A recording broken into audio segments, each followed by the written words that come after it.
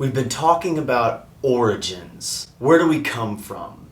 In the past few weeks, we've been talking through Genesis 1, 2, and 3. And we've asked ourselves these very important questions. Who wrote it, and who is it being written to?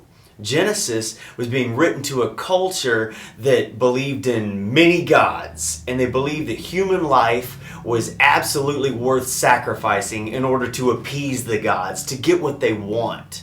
And so when Moses is writing this, he's writing it with this kind of backdrop. He wants these people to understand that God created everything out of nothing, and that we are made in His image. So we are the pinnacle of God's creation.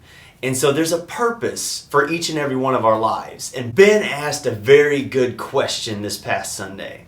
He asked, was Adam created as a full-grown man? Well, what we know, we got always go back to Scripture. Genesis chapter 2 is that out of dust God created Adam. And that is a way of saying, dust was another way of saying that Adam was created out of nothing. So when Adam was created out of nothing, it's similar to the way God created the universe. Out of nothing, God created everything.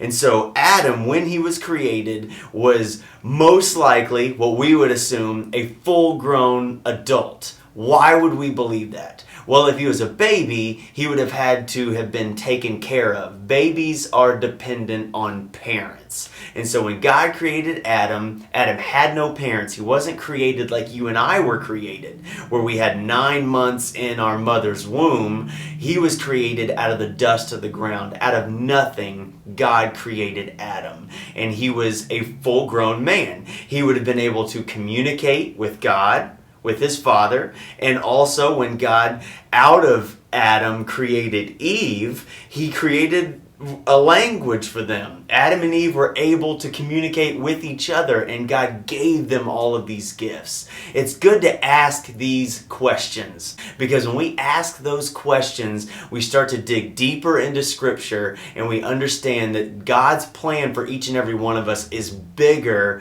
than we could possibly imagine. That's where we've been, and that's where we're gonna keep going. So make sure that you don't miss next Sunday night.